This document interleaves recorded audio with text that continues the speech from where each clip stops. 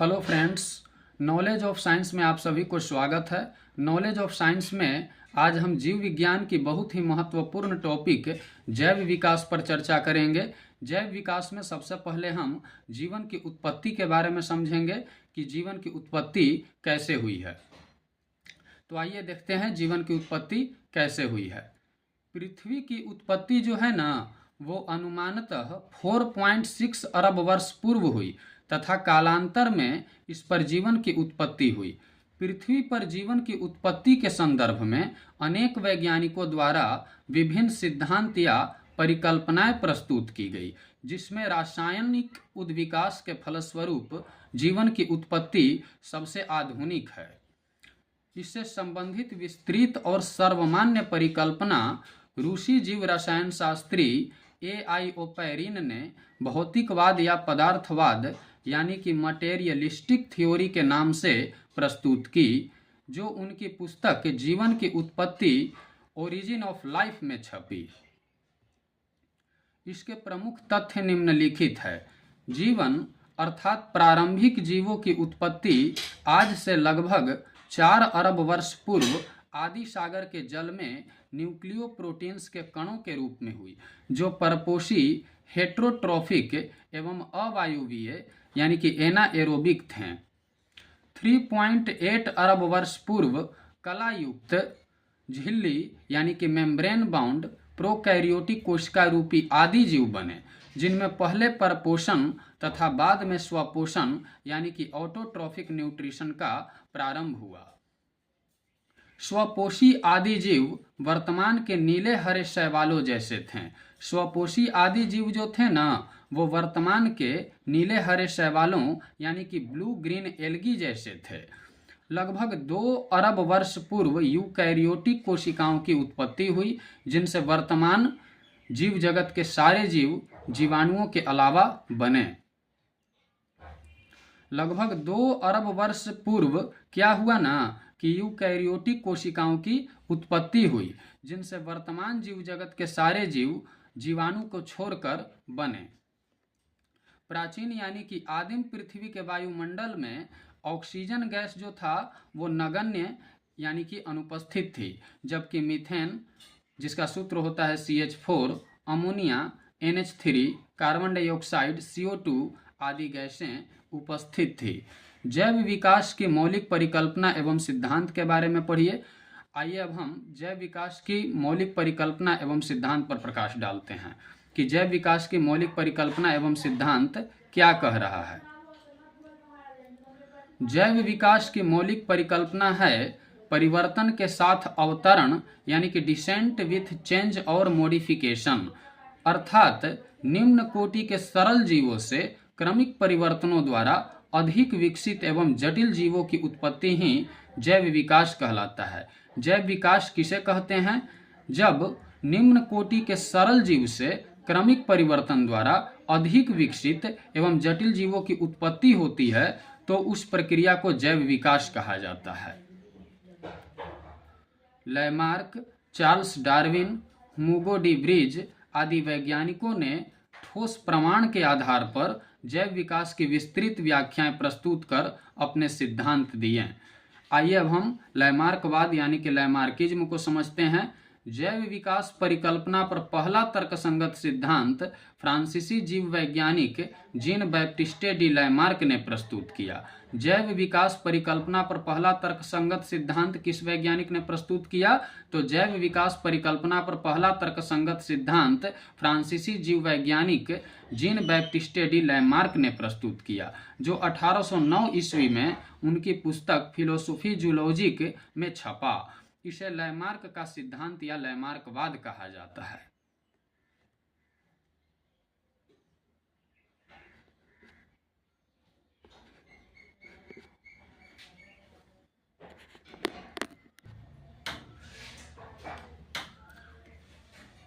यह निम्नलिखित मूल धारणाओं पर आधारित है। इसकी फर्स्ट धारणा यह है कि बड़े होने की प्रवृत्ति। सेकंड धारणा वातावरण का सीधा प्रभाव। थर्ड, अंगों के उपयोग या अनुपयोग का प्रभाव यानी कि effect of use and disuse of organs. Fourth, उपार्जित लक्षणों की वंशागति यानी कि इनहेरिटेंस ऑफ एक्वायर्ड कैरेक्टर्स। लैमार्कवाद को उपार्जित लक्षणों की वंशागति का सिद्धांत भी कहते हैं। उपार्जित लक्षणों की वंशागति का सिद्धांत किसे कहा जाता है? तो वो लैमार्कवाद को कहा जाता है। अंगों के उपयोग एवं अनुपयोग की धारणा के अनुसार अधिक प्रयोग किए जाने वाले अंग सुदृढ़ एवं सुविकसित हो जाते हैं तथा वे अंग जिनका प्रयोग कम होता है वे निष्क्रिय तथा धीरे धीरे करके लुप्त हो जाते हैं। उदाहरणार्थ, जिराफ की गर्दन का लंबा होना तथा सर्पों में टांगों का अभाव। आइए अब हम डार्विनवाद यानी कि डार्विनिज्म को समझते हैं। चार्ल्स डार्विन इंग्लैंड के जैव विकासविद थे। चार्ल्स डार्विन कहाँ के जैव विकासविद थे? तो चार्ल्स डार्विन जो थे वो इंग्लैंड के जैव विकासविद थे। इनके द्वारा प्रस्तुत विकासवाद को डार्विनवाद या प्राकृतिक वर्णवाद या थ्योरी ऑफ नेचुरल सिलेक्शन कहा जाता है। इसकी विस्तृत व्याख्या इनकी पुस्तक प्राकृतिक चुनाव द्वारा जातियों की उत्पत्ति जो कि 1859 में छपी है, इसमें किया गया है। यह सिद्धांत निम्नलिखित तथ्यों पर आधारित है।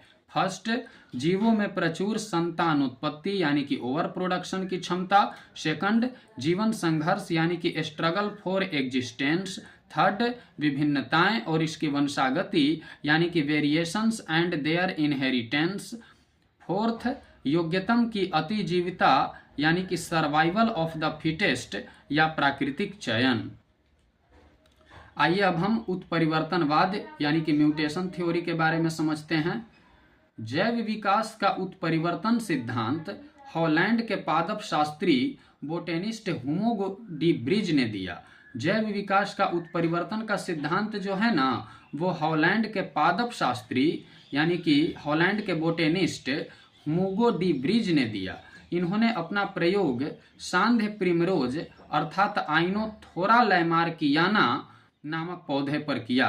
इन्होंने अपना प्रयोग किस पौधा पर किया? तो इन्होंने अपना प्रयोग सांध्य प्रिमरोज अर्थात आइनोथेरा लैमार्कियाना नामक पौधे पर किया। इनके अनुसार नई जाति यानी कि स्पीसीज की उत्पत्ति एक ही बार में स्पष्ट एवं अस्थायी वंशागत आकस्मिक उत्परिवर्तनों के फलस्वरूप होती है। जाति का पहला सदस्य जिसमें उत्परिवर्तित लक्षण दिखाई देता है उत्परिवर्ती कहलाता है। उत्परिवर्ती किसे कहा जाता है? तो जाति का पहला सदस्य जिसमें उत्परिवर्तित लक्षण दिखाई देता है उसे उत्परिवर्ती यानी कि म्यूटेंट कहा जाता है। जाति के विभिन्न सदस्यों में भिन्न भिन्न प्रकार के उत्परिवर्तन हो सकते हैं। आइए अब हम कुछ महत्वपूर्ण तथ्य यानी कि इम्पोर्टेंट फैक्ट के बारे में समझते हैं। तो इम्पोर्टेंट फैक्ट में सबसे पहला नंबर पर हम आर्कियोप्टेरिक्स पक्षी पर चर्चा करते हैं। आर्कियोप्टेरिक्स जुरैसिक युग का एक सर्वपुरातन पक्षी था जिसके जीवाश्म लगभग 15 करोड़ वर्ष पुरानी जुरैसिक चट्टानों से मिले हैं। यह सरीसृप तथा पक्षियों के बीच का संयोजक कड़ी यानी कि कनेक्टिंग लिंक था, जिसमें सरीसृपों की भांति लंबी पूंछ, चोंच में दांत तथा अग्रपादों की अंगुलियों पर पंजे यानी कि क्लॉज थे।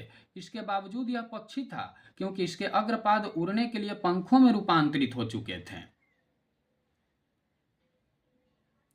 यूग्लिना को पादप एवं जंतुओं के बीच की संयोजक कड़ी यानी कि कनेक्टिंग लिंक माना जाता है। पादप एवं जंतुओं के बीच की संयोजक कड़ी किसको माना जाता है? तो वो यूग्लिना को माना जाता है। नियोपाइलिना एनेलिडा और मोलस्का के बीच की संयोजक कड़ी है। एनेलिडा और मोलस्का के बीच की संयोजक कड़ी क्या है? तो वो है नियोपाइलिना। यानी कि नियोपाइलिना जो है ना, वो एनेलिडा और मोलस्का के बीच की संयोजक कड़ी है।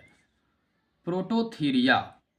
प्रोटोथीरिया निम्न कोटि के स्तनियों का उपवर्ग है। प्रोटोथीरिया जो है वो निम्न कोटि के स्तनियों का उपवर्ग है। इसके अंतर्गत एकिडना, बत्तख चोंची प्लेटिपस आदि जीव आते हैं। ये सरीसृपों यानी कि रेप्टाइल्स और स्तनियों यानी कि मैमल्स के बीच की संयोजक कड़ी है।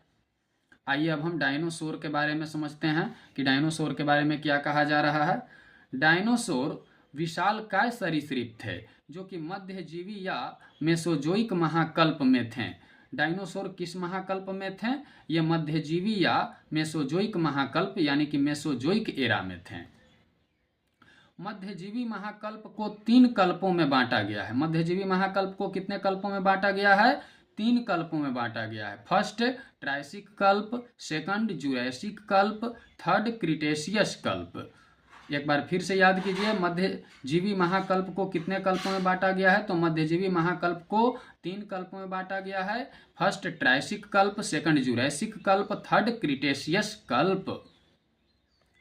मैमथ, मैमथ के बारे में जानिए क्या कहा जा रहा है। मैमथ प्रजाति वर्तमान समय में विलुप्त है। मैमथ प्रजाति जो है वो वर्तमान समय में विलुप्त है। यह हाथी यानी कि एलिफेंट का पूर्वज माना जाता है। तो क्वेश्चन पूछेगा कि हाथी या एलिफेंट का पूर्वज किसे माना जाता है? तो वह है मैमथ।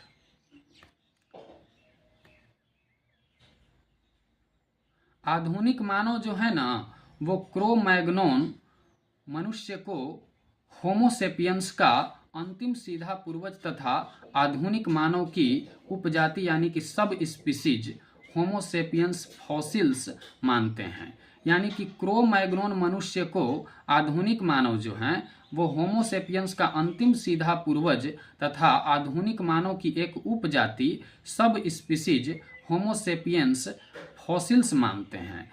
क्रो-मैग्नोन का शरीर जो है ना वो गठा हुआ और लगभग 180 सेंटीमीटर यानी कि 6 फीट लंबा तथा इसका कपाल गुहा 1600 क्यूबिक सेंटीमीटर थी। इसकी कपाल गुहा कितने सेंटीमीटर थी? तो इसकी कपाल गुहा 1600 क्यूबिक सेंटीमीटर थी। आइए अब डेनिसोवन के बारे में जानिए। डेनिसोवन एक आदि मानव प्रजाति थी। डेनिसोवन क्या थी? डेनिसोवन एक आदि मानव प्रजाति थी जो यूरेशिया के जंगलों में लगभग 1.5 से 2 लाख वर्ष पूर्व निवास करती थी। ये कितने वर्ष पहले निवास करती थी? तो ये लगभग 1.5 से 2 लाख वर्ष पूर्व निवास करती थी। किस जंगल में? यूरेशिया के जंगलों में। किस जंगलों में? यूरेशिया के जंगलों में। पहली बार वर्ष 2010 में साइबेरिया की गुफाओं में प्राप्त अस्थि अवशेषों से इसकी पहचान हुई थी। पहली बार वर्ष 2010 में साइबेरिया की गुफाओं में प्राप्त अस्थि अवशेषों से किसकी पहचान हुई थी? तो वो डेनिसोवन की पहचान हुई थी। तथा फिर चीन के तिब्बत की एक गुफा से प्राप्त एक जीवाश्म जबड़े के विश्लेषण से इनके पूर्वी एशिया तक विस्तारित होने की पुष्टि की घोषणा 1 मई 2019 को प्रतिष्ठित विज्ञान मैगजीन नेचर में प्रकाशित एक शोध पत्र में की गई। तिब्बत में प्राप्त डेनिसोवन का यह जबड़ा उत्तर मध्य प्लीस्टोसीन काल लगभग 1.6 लाख वर्ष पूर्व का है। तिब्बत में प्राप्त डेनिसोवन का यह जबड़ा लगभग कितने लाख वर्ष पूर्व का है? तो तिब्बत में प्राप्त डेनिसोवन का यह जबड़ा जो है वो उत्तर मध्य प्लीस्टोसीन काल लगभग 1.6 लाख वर्ष पूर्व का है। डेनिसोवन के अवशेषों के डीएनए विश्लेषण के आधार पर इन्हें होमोसेपियंस और निएंडरथल से पृथक तीसरे प्रकार के समकालिक मानव प्रजाति माना जा रहा है।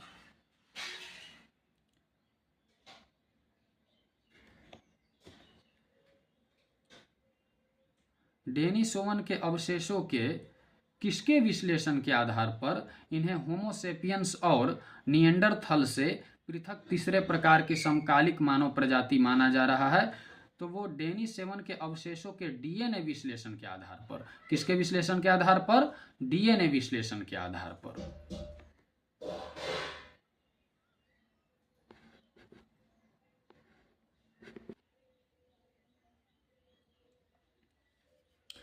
आइए अब हम इससे संबंधित प्रश्नोत्तर पर प्रकाश डालते हैं। तो कह रहा है कि दिए गए युगों के सही काल क्रमबद्ध को चुनें, जो सबसे पुराना है वह पहले आएगा। तो इसका आंसर होगा इयोसिन जो सबसे पुराना है, उसके बाद पुराना मायोसिन है, उसके बाद प्लायोसिन युग पुराना है, उसके बाद प्लीस्टोसिन युग पुराना है और उसके बाद होलोसिन।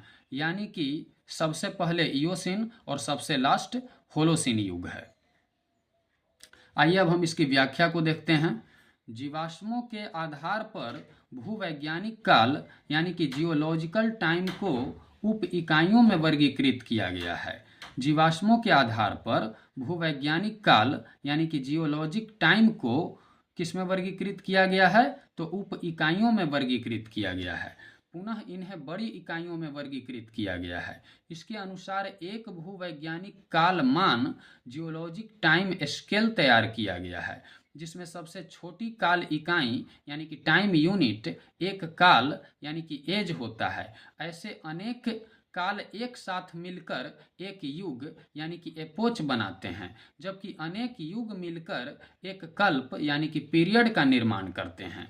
इसी तरह अनेक कल्प मिलकर एक महाकल्प यानी कि एरा बनाते हैं। अनेक महाकल्पों से मिलकर महायुग यानी कि एओन बनता है और यह सबसे बड़ी काल इकाई होती है। इस तरह अवरोही क्रम में महायुग यानी कि एओन, महाकल्प, एरा, कल्प, पीरियड, युग, एपोच और काल, एज ऐसे प्रभाग हैं जिन्हें काल के भूवैज्ञानिक वर्गीकरण के लिए इस्तेमाल किया जाता है। युगों का सही कालक्रम सबसे पुराने से सबसे नए निम्नवत है। तो सबसे पुराना पेलियोसिन, उसके बाद इयोसिन, उसके बाद ओलिगोसिन, उसके बाद मायोसिन, फिर प्लायोसिन, प्लिस्टोसिन तथा होलोसिन है।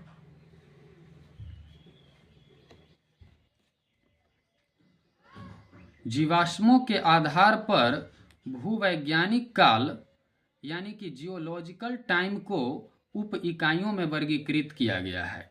पुनः इन्हें बड़ी इकाइयों में वर्गीकृत किया गया है। इसके अनुसार एक भूवैज्ञानिक काल मान यानी कि जियोलॉजिकल टाइम स्केल तैयार किया गया है, जिसमें सबसे छोटी काल इकाई यानी कि टाइम यूनिट एक काल एज होता है। ऐसे अनेक काल एक साथ मिलकर एक युग यानी कि एपोच बनाते हैं, जबकि अनेक युग मिलकर एक कल्प यानी कि पीरियड का निर्माण करते हैं। इसी तरह अनेक कल्प मिलकर एक महाकल्प यानी कि एरा बनाते हैं। अनेक महाकल्पों से मिलकर महायुग यानी कि एओन बनता है और यह सबसे बड़ी काल इकाई होती है। इस तरह अवरोही क्रम में महायुग यानी कि एओन, महाकल्प, एरा, कल्प, पीरियड, युग, एपोच और काल यानी कि एज ऐसे प्रभाग हैं जिन्हें काल के भूवैज्ञानिक वर्गीकरण के लिए इस्तेमाल किया जाता है। युगों का सही कालक्रम सबसे पुराने से सबसे नए निम्नलिखित है। तो सबसे पुराना पेलियोसिन है और सबसे नया जो है वो होलोसिन है, यानी कि सबसे पहले का काल युग जो है यानी कि सबसे पहले का युग जो है वो पेलियोसिन है और सबसे बाद का युग जो है वो होलोसिन है। तो क्रम बाय क्रम देखते हैं। तो सबसे पहले पेलियोसिन, उसके बाद इयोसिन, उसके बाद ओलिगोसिन, उसके बाद मायोसिन, फिर प्लायोसिन, प्लिस्टोसिन तथा होलोसिन।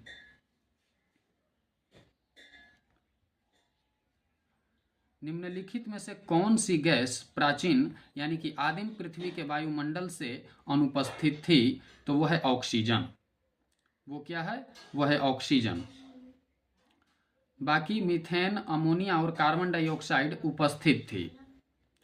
प्राचीन यानी कि आदिम पृथ्वी के वायुमंडल में ऑक्सीजन गैस जो थी ना वो नगण्य यानी कि अनुपस्थित थी, जबकि मीथेन जिसका सूत्र CH4 होता है, ammonia NH3, carbon dioxide CO2 आदि गैसें जो थी वो उपस्थित थी। निम्नलिखित कथनों पर विचार कीजिए। पृथ्वी का चुंबकीय क्षेत्र हर कुछ 100,000 सालों में उत्क्रमित हुआ है। पृथ्वी जब 4,000 मिलियन वर्ष से भी अधिक पहले बनी तो ऑक्सीजन 54% थी और कार्बन डाइऑक्साइड नहीं थी। तीसरा कथन, जब जीवित जीव पैदा हुए उन्होंने पृथ्वी के आरंभिक वायुमंडल को बदल दिया। उपर्युक्त कथनों में से कौन से सही है? तो इसका आंसर हो जाएगा केवल 1 और 3, यानी कि पृथ्वी का चुंबकीय क्षेत्र हर कुछ 100,000 सालों में उत्क्रमित यानी कि रिवर्स्ड हुआ है और जब जीवित जीव पैदा हुए उन्होंने पृथ्वी के आरंभिक वायुमंडल को बदल दिया। आइए इसकी व्याख्या देखते हैं। पूरा चुंबकत्व के अध्ययन से इस तथ्य का पता चला कि भूपर्पटी पर पाई जाने वाली कुछ शैलों का चुंबकन पृथ्वी के मुख्य चुंबकीय क्षेत्र की दिशा में नहीं बल्कि उसकी विपरीत दिशा में है। क्या कह रहा है कि पूरा चुंबकत्व के अध्ययन से इस तथ्य का पता चला कि भूपर्पटी पर पाई जाने वाली कुछ शैलों का चुंबकन पृथ्वी के मुख्य चुंबकीय क्षेत्र की दिशा में नहीं बल्कि उसकी विपरीत दिशा में है। अनुमान है कि पिछले कुछ वर्षों में प्रति मिलियन वर्ष 1 या 2 बार उत्क्रमण हुआ है। अतः कथन 1 सत्य है। पृथ्वी की उत्पत्ति के समय वायुमंडल में ऑक्सीजन उपस्थित नहीं थी बल्कि वायुमंडल ज्वालामुखीय गैसों जैसे कि नाइट्रोजन, कार्बन डाइऑक्साइड तथा मीथेन का मिश्रण था। लगभग 3 बिलियन वर्ष पूर्व, कितने बिलियन? 3 बिलियन वर्ष पूर्व पृथ्वी पर साइनोबैक्टीरिया की उत्पत्ति हुई जो प्रकाश संश्लेषण में सक्षम थे। ये साइनोबैक्टीरिया क्या चीज में सक्षम थे? प्रकाश संश्लेषण में सक्षम थे। ये जीवाणु आजकल के पौधे की तरह ऑक्सीजन गैस उत्सर्जित करते थे। जैसे जैसे साइनोबैक्टीरिया की संख्या बढ़ती गई पृथ्वी के वायुमंडल में ऑक्सीजन की मात्रा जो है वो बढ़ती गई। स्पष्ट है कि कथन 3 सत्य है। वर्तमान प्रमाण के अनुसार पृथ्वी पर जीव का उद्गम हुआ है कब? तो वह हुआ है इकाई, दहाई, सैकड़ा, हजार, 10,000, लाख, 10 लाख करोड़, 10 करोड़ अरब, यानी कि 2 अरब वर्ष पूर्व। वो कब हुआ है? वो 2 अरब वर्ष पूर्व हुआ है। वर्तमान प्रमाण के अनुसार पृथ्वी पर कोशिकीय रूप में जीव का उद्गम यानी कि ओरिजिन लगभग 2 अरब वर्ष पूर्व हुआ। प्रारंभ में जीव साधारण तथा एक कोशिकीय यानी कि यूनिसेलुलर थे। फिर बाद में बहुकोशिकीय यानी कि मल्टी सेलुलर जीवों का विकास हुआ जो कि यूकैरियोटिक कोशिका वाले होते हैं। ज्ञातव्य है कि जीवाणु तथा नीले हरे शैवाल यानी कि ब्लू ग्रीन एल्गी साधारण किस्म के प्रोकैरियोटिक कोशिका यानी कि प्रोकैरियोटिक सेल वाले होते हैं। पृथ्वी पर सबसे पुराना जीव कौन सा है? तो वह है नील हरित शैवाल यानी कि ब्लू ग्रीन एल्गी।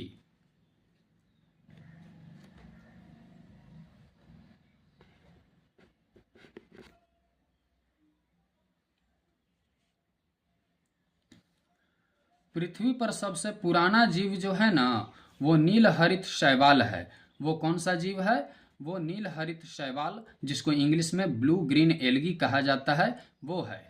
ये ऐसे प्रथम जीव हैं जिन्होंने सूर्य के प्रकाश एवं जल के प्रयोग से भोजन का निर्माण करना प्रारंभ किया। इस प्रक्रिया से उत्पन्न हुई ऑक्सीजन गैस वायुमंडल में फैलने लगी जो अन्य जीवों के विकास में सहायक हुई। यदि पृथ्वी पर ब्लू ग्रीन एल्गी की उत्पत्ति समुद्र में नहीं होता तो आज वायुमंडल में ऑक्सीजन भी नहीं होता और आज जो विभिन्न प्रकार के जीवधारी इस पृथ्वी पर नजर आते हैं वो भी नहीं होते। यानी कि इस वायुमंडल में ऑक्सीजन की जन्मदाता और ह्यूमन बीइंग से लेकर विभिन्न प्रकार के जीव जंतुओं का जन्मदाता ब्लू ग्रीन एल्गी को माना जाता है। ब्लू ग्रीन एल्गी ही इसका श्रेय है। यानी कि ब्लू ग्रीन एल्गी के कारण ही वायुमंडल में ऑक्सीजन आया और ब्लू ग्रीन एल्गी के कारण ही आज ह्यूमन बीइंग से लेकर विभिन्न प्रकार के जीव जंतु पृथ्वी पर दिखाई दे रहे हैं। पुस्तक दी ओरिजिन ऑफ स्पीशीज किसने लिखी है? तो वो है Darwin. The origin of species पुस्तक जो है वो डार्विन द्वारा लिखी गई है। डार्विन द्वारा कौन सा पुस्तक लिखी गई है? The origin of species. Charles Darwin England के जैव विकासविद थे। इनके द्वारा प्रस्तुत विकासवाद को डार्विनवाद या प्राकृतिक वर्णवाद थ्योरी ऑफ नेचुरल सिलेक्शन कहा जाता है। डार्विन द्वारा प्रस्तुत प्राकृतिक वर्णवाद निम्न में से किस पर आधारित है? तो वो तीनों कथन पर आधारित है। यानी कि over production, struggle for existence and variations, survival of the fittest. Charles Darwin England के जैव विकासविद थे। इन्होंने डार्विनवाद यानी कि डार्विनिज्म प्रस्तुत किया। डार्विनवाद को प्राकृतिक वर्णवाद यानी कि थ्योरी ऑफ नेचुरल सिलेक्शन भी कहा जाता है। डार्विनवाद की विस्तृत व्याख्या इनकी पुस्तक प्राकृतिक चुनाव द्वारा जातियों की उत्पत्ति, जो कि 1859 में छपी, इसमें जिक्र किया गया है। डार्विन का प्राकृतिक वर्णवाद over production, struggle for existence and variations तथा सर्वाइवल ऑफ द फिटेस्ट, इन तीनों पर आधारित है। विकासवाद का सिद्धांत किसने प्रतिपादित किया? तो वो है डार्विन, यानी कि डार्विन महोदय जो हैं वो विकासवाद के सिद्धांत को प्रतिपादित किए। चार्ल्स डार्विन का मत था कि प्रकृति क्रमिक परिवर्तन द्वारा अपना विकास करती है। विकासवाद कहलाने वाला यही सिद्धांत आधुनिक जीव विज्ञान की नींव बना। जैव विकास यानी कि इवोल्यूशन को सर्वप्रथम किसने समझाया? तो वो है लैमार्क। जैव विकास यानी कि इवोल्यूशन परिकल्पना पर पहला तर्कसंगत सिद्धांत फ्रांसीसी जीव वैज्ञानिक जीन बैप्टिस्टे डी लैमार्क ने प्रस्तुत किया। जैव विकास यानी कि इवोल्यूशन परिकल्पना पर पहला तर्कसंगत सिद्धांत किस वैज्ञानिक ने प्रस्तुत किया? तो वो फ्रांसीसी जीव वैज्ञानिक जीन बैप्टिस्टे डी लैमार्क ने प्रस्तुत किया, जो 1809 ईस्वी में उनकी पुस्तक फिलोसॉफी जूलॉजिक में छपा। इसे लैमार्क का सिद्धांत या उपार्जित लक्षणों की वंशागति का सिद्धांत यानी कि theory of inheritance of acquired characters कहा जाता है। पूछेगा कि theory of inheritance of acquired characters किसे कहा जाता है? तो वो लैमार्क का सिद्धांत को कहा जाता है, यानी कि लैमार्कवाद को कहा जाता है। विकास के उत्परिवर्तन सिद्धांत का प्रतिपादन किसने किया था? तो वो हुगो डी ब्रिज ने किए थे।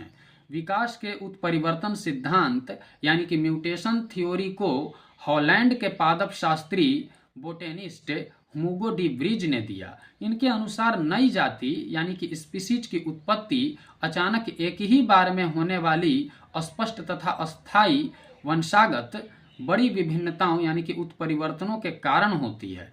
जाति का पहला सदस्य जिसमें उत्परिवर्तित लक्षण दिखाई देता है उत्परिवर्ती यानी कि म्यूटेंट कहलाता है। इन्होंने अपना प्रयोग सांध्य प्रिमरोज यानी कि इवनिंग प्रिमरोज पर किया था। इन्होंने अपना प्रयोग किस पौधा पर किया था? तो इन्होंने अपना प्रयोग सांध्य प्रिमरोज यानी कि इवनिंग प्रिमरोज पर किया था। एक बार फिर से इस कथन को देखिए। विकास के उत्परिवर्तन सिद्धांत यानी कि म्यूटेशन थ्योरी को हॉलैंड के पादप शास्त्री यानी कि हॉलैंड के बोटेनिस्ट हुगो डी ब्रिज ने दिया। इनके अनुसार नई जाति यानी कि न्यू स्पीसीज की उत्पत्ति अचानक एक ही बार में होने वाले अस्पष्ट तथा अस्थायी यानी कि वंशागत बड़ी विभिन्नताओं यानी कि उत्परिवर्तनों के कारण होती है। जाति का पहला सदस्य जिसमें उत्परिवर्तित लक्षण दिखाई देता है उत्परिवर्ती यानी कि म्यूटेंट कहलाता है। इन्होंने अपना प्रयोग सांध्य प्रिमरोज यानी कि इवनिंग प्रिमरोज पर किया था। 11 क्वेश्चन का आंसर डायरेक्ट देखिए।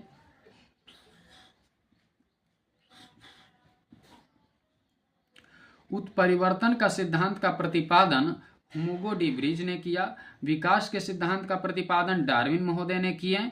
एक जीन एक एंजाइम की परिकल्पना बीडल और टैटम ने किए। ओपेरॉन अवधारणा की यानी कि ओपेरॉन अवधारणा की परिकल्पना जो है वो जैकब और मोनोड ने किए।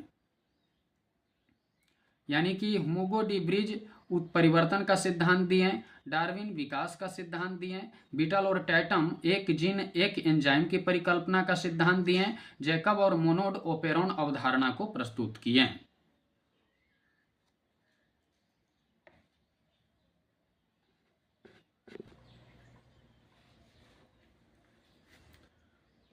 विकास का मुख्य कारक क्या है? तो वो है प्राकृतिक वर्ण।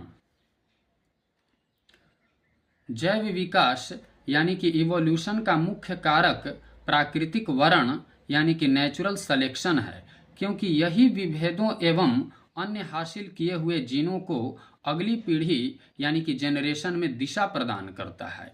प्राकृतिक वर्ण या चयन एक ऐसी प्रक्रिया है जिसके कारण जीवों की आबादियों में जीन रूपों यानी कि जीनोटाइप्स तथा एलीली जीनों दोनों को ही आवृत्तियों में महत्वपूर्ण परिवर्तन होते रहते हैं।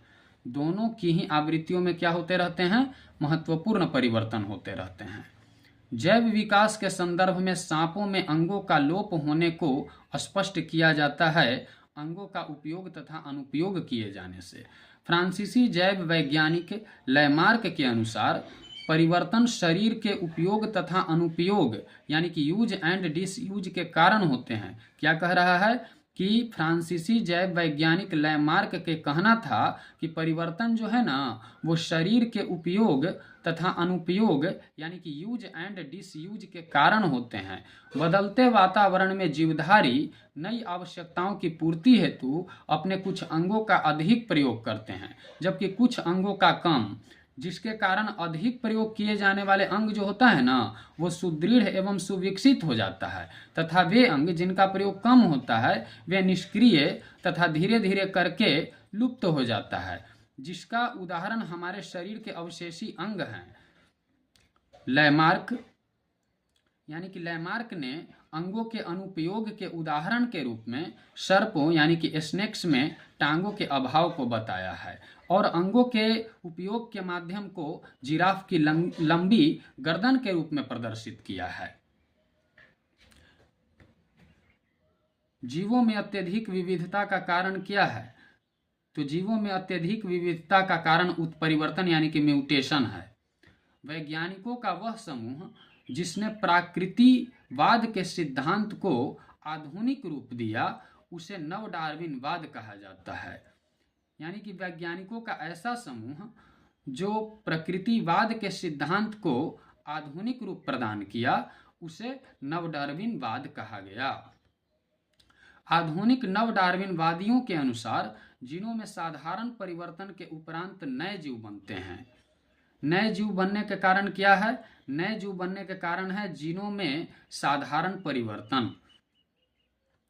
वैज्ञानिकों का वह समूह जिसने प्रकृतिवाद के सिद्धांत को आधुनिक रूप दिया उसे नव डार्विनवाद कहा जाता है।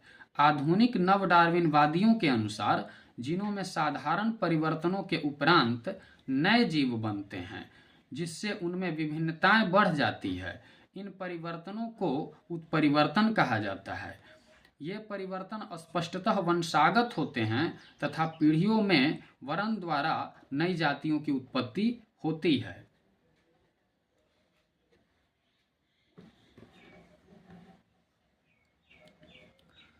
निम्नलिखित में से कौन सा एक सजीव जीवों में एक नई जाति की उत्पत्ति के लिए सर्वाधिक महत्वपूर्ण घटक है? तो वह है उत्परिवर्तन। कोशिका जीनोम के डीएनए अनुक्रम में परिवर्तन को उत्परिवर्तन कहा जाता है। उत्परिवर्तन किसे कहा जाता है? जब कोशिका जीनोम के डीएनए अनुक्रम में परिवर्तन होता है ना तो इसी परिवर्तन को उत्परिवर्तन यानी कि म्यूटेशन कहा जाता है। उत्परिवर्तन प्रक्रिया में आनुवंशिक पुनर्संयोजन के माध्यम से बड़ी संख्या में डीएनए की प्रतिलिपि तैयार हो जाती है। उत्परिवर्तन प्रक्रिया में बड़ी संख्या में डीएनए की प्रतिलिपि तैयार हो जाने का कारण क्या है? तो उत्परिवर्तन प्रक्रिया में बड़ी संख्या में डीएनए की प्रतिलिपि तैयार हो जाने के कारण यह है कि जब उत्परिवर्तन की प्रक्रिया होता है तो उस प्रक्रिया के दरमियान आनुवांशिक पुनर्संयोजन होता है और इन्हीं आनुवांशिक पुनर्संयोजन के माध्यम से बड़ी संख्या में डीएनए की प्रतिलिपि तैयार हो जाती है। नई जीनों के विकास में यह प्रतिलिपियां एक प्रमुख भूमिका निभाती है। आधुनिक मनुष्य के हाल का पूर्वज कौन है? तो आधुनिक मनुष्य के हाल का पूर्वज जो है वो क्रो-मैग्नोन मानुष है।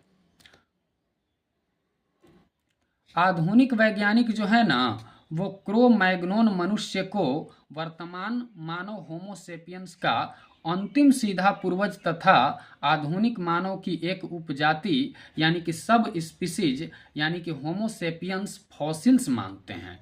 क्रो-मैग्नोन का शरीर गठा हुआ और लगभग 180 सेंटीमीटर यानी कि 6 फुट लंबा था तथा इसकी कपाल गुहा 1600 क्यूबिक सेंटीमीटर थी। शब्द डेनिसोवन कभी कभी समाचार माध्यमों में किस संदर्भ में आता है? तो वो है एक आदि मानव जाति यानी कि स्पीसीज के संदर्भ में। यानी कि शब्द डेनिसोवन जो है ना, वो कभी कभी समाचार माध्यमों में एक आदि मानव जाति यानी कि एक आदि मानव स्पीसीज के संदर्भ में आता है।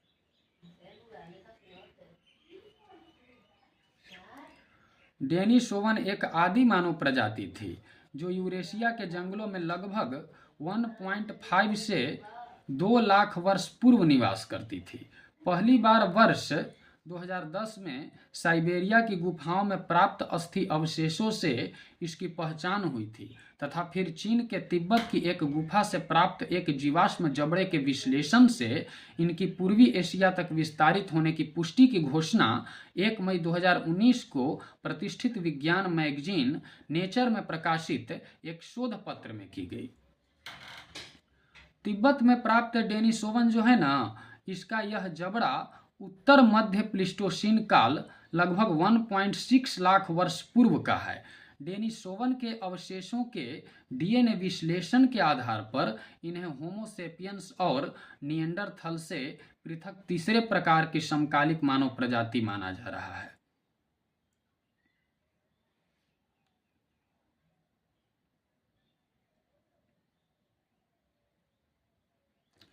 डेनिसोवन को किसके आधार पर या किसके विश्लेषण के आधार पर होमो सेपियंस और निएंडरथल से पृथक तीसरे प्रकार के समकालिक मानव प्रजाति माना जा रहा है?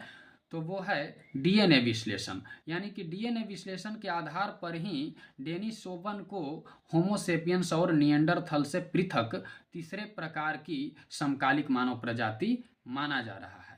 एक बार फिर से याद रखिएगा, किसके विश्लेषण के आधार पर? डीएनए विश्लेषण के आधार पर। आर्कियोप्टेरिक्स क्या है? आर्कियोप्टेरिक्स जो है ना, वो जुरैसिक युग का सर्व पुरातन पक्षी थी।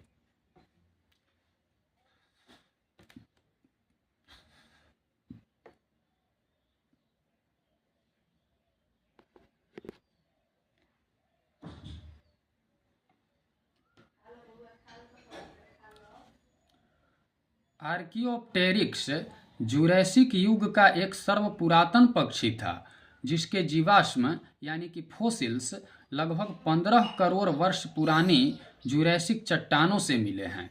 आर्कियोप्टेरिक्स पक्षी जो है ना, वो जुरैसिक युग का एक सर्वपुरातन पक्षी था जिसके जीवाश्म यानी कि फोसिल्स लगभग 15 करोड़ वर्ष पुरानी जुरैसिक चट्टानों से मिले हैं। यह सरीसृपों तथा पक्षियों के बीच का संयोजक जंतु था जिसमें सरीसृपों यानी कि रेप्टाइल्स की भांति लंबी पूंछ।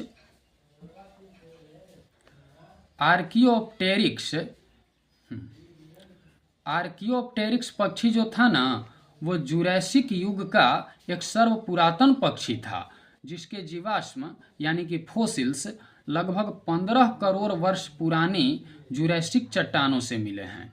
यह सरीसृपों तथा पक्षियों के बीच का संयोजक जंतु था जिसमें सरीसृपों यानी कि रेप्टाइल्स की भांति लंबी पूंछ, चोंच में दांत तथा अग्रपादों की अंगुलियों पर पंजे यानी कि क्लॉज थे। फिर भी यह पक्षी था क्योंकि इसके अग्रपाद उड़ने के लिए पंखों में रूपांतरित हो चुके थे। यह जंतु जैव विकास यानी कि ऑर्गेनिक इवोल्यूशन को सिद्ध करता है। आर्कियोप्टेरिक्स किन वर्गों के प्राणियों के बीच की संयोजक करी है? तो वह है सरीसृप व पक्षी यानी कि रेप्टाइल्स एंड बर्ड। मैमथ पूर्वज किसका है भाई? तो मैमथ पूर्वज हाथी का है। मैमथ साइबेरिया के टुंड्रा प्रदेश के बर्फ में दबे एक हाथी का पूर्वज है जो अब विलुप्त हो चुका है, परंतु बर्फ के कारण इसका मृत शरीर आज भी सुरक्षित मिला है। मैमथ का वैज्ञानिक नाम मैथुमस प्राइमीजीनियस है। मैमथ का वैज्ञानिक नाम क्या है? मैमथ का वैज्ञानिक नाम मैमुथस प्राइमीजीनियस है। आम का वैज्ञानिक नाम क्या है? Mangifera indica. घरेलू मक्खी का वैज्ञानिक नाम क्या है? तो मॉस्का डोमेस्टिका। मेढक का वैज्ञानिक नाम क्या है? तो वह है राना टिग्रिना। डायनासोर थे, डायनासोर क्या थे? तो डायनासोर एक मेसोजोइक सरीसृप थे। डायनासोर विशालकाय सरीसृप यानी कि रेप्टाइल्स थे जो कि मध्यजीवी या मेसोजोइक महाकाय यानी कि मेसोजोइक एरा में थे। मध्यजीवी महाकल्पों को 3 कल्पों, ट्रायसिक कल्प जो कि 3.8 करोड़ वर्ष का, जुरैसिक कल्प जो कि 5.7 करोड़ वर्ष का तथा क्रिटेशियस कल्प जो कि 7 करोड़ वर्ष का है, उसमें बांटा गया है।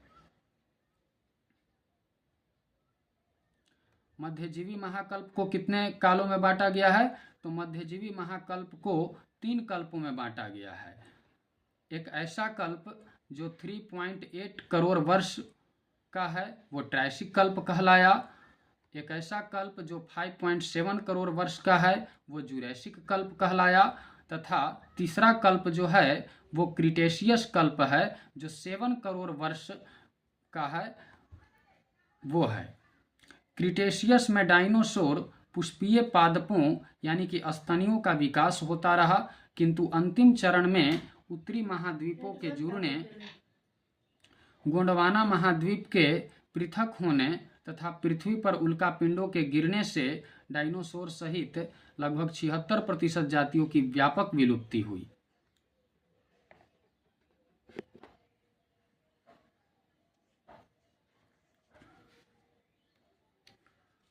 डायनासोर विशालकाय सरीसृप यानी कि रेप्टाइल्स थे जो कि मध्यजीवी या मेसोजोइक महाकाय यानी कि मेसोजोइक एरा में थे। मध्यजीवी महाकल्प को 3 कल्पों, ट्रायसिक कल्प जो कि 3.8 करोड़ वर्ष का है, जुरैसिक कल्प जो कि 5.7 करोड़ वर्ष का है तथा क्रिटेशियस कल्प जो कि 7 करोड़ वर्ष का है, उसमें बांटा गया है। क्रिटेशियस में डायनासोर पुष्पीय पादपों, स्तनियों का विकास होता रहा। क्रिटेशियस कल्प में किसका विकास होता रहा? तो क्रिटेशियस कल्प में डायनासोर हो गया, पुष्पीय पादप हो गया तथा स्तनियों का विकास होता रहा, किंतु अंतिम चरण में उत्तरी महाद्वीपों के जुड़ने, गोंडवाना महाद्वीप के पृथक होने तथा पृथ्वी पर उल्कापिंड के गिरने से डायनासोर सहित लगभग 76% जातियों की व्यापक विलुप्ति हुई। डायनासोर रहे किस युग के? तो वो मेसोजोइक युग के। किस युग के? मेसोजोइक युग के। जीवों के विकास यानी कि इवोल्यूशन के संदर्भ में निम्नलिखित में से कौन सा अनुक्रम सही है? तो वो है सैलामेंडर, अजगर, कंगारू।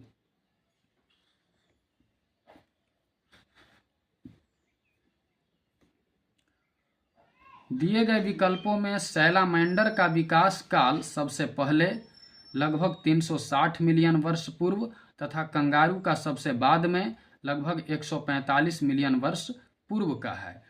तो प्रश्न पूछ रहा है कि जीवों के विकास यानी कि इवोल्यूशन के संदर्भ में निम्नलिखित में से कौन सा अनुक्रम सही है? तो वो है सैलामेंडर, उसके बाद अजगर और उसके बाद कंगारू।